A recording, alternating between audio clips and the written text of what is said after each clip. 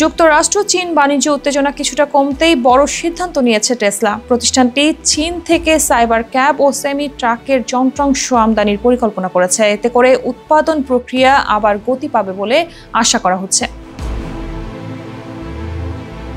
রয়টার্সের এক বিশেষ প্রতিবেদনে জানানো হয় 2024 সালের মে মাসের শেষ দিক থেকে টেসলা চীন থেকে যন্ত্রাংশ আমদানি শুরু করতে পারে।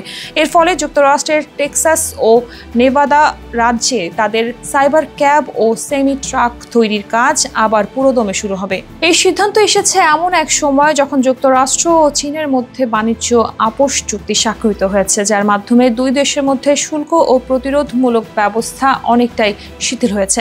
সেই পরিবেশে টেসলা আবার চীনের সঙ্গে সরাসরি যোগসূত্র স্থাপন করছে।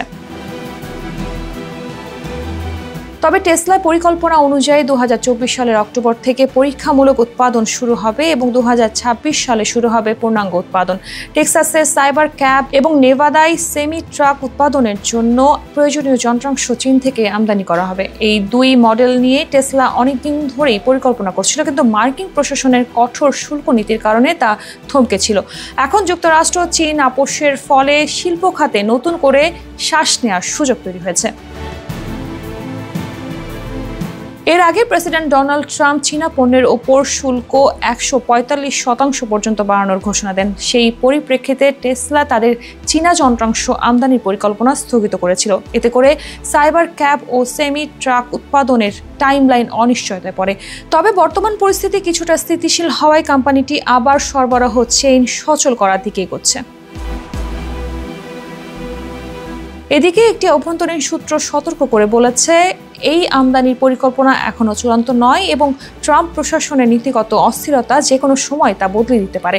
ভবিষ্যতে যদি আবার শুল্ক নীতি কঠোর হয় কিংবা বাণিজ্য সম্পর্ক খারাপ হয়, তবে টেসলাকে আবার পরিকল্পনা পুনর্বিবেচনা করতে হতে পারে। ইলন মাস্ক আগেও একাধিকবার মুক্ত বাণিজ্যের পক্ষে অবস্থান নিয়েছেন এবং শুল্ক নীতি নিয়ে নিজের অসন্তোষ প্রকাশ করেছেন। চলতি বছরের প্রথম প্রান্তিকের আয় বৈঠকে তিনি জানিয়েছেন, তিনি ব্যক্তিগতভাবে ট্রাম্পকে শুল্ক কমানোর জন্য চাপ দিয়েছিলেন।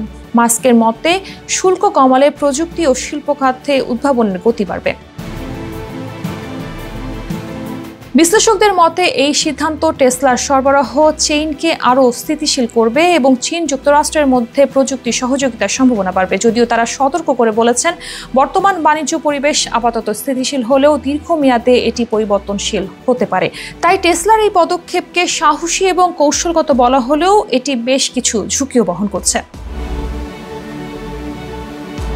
টেসলার এই উদ্যোগ শুধু একটি কোম্পানির সরবরাহ পরিকল্পনার বিষয় নয়, বরং তা বিশ্ব প্রযুক্তি ও বাণিজ্য রাজনীতির নতুন দিক নির্দেশনা হিসেবেও বিবেচিত হচ্ছে। ভবিষ্যতে যুক্তরাষ্ট্র চীন সম্পর্কের গতিপথ এই ধরনের সিদ্ধান্তের উপর গুরুত্বপূর্ণ প্রভাব ফেলবে।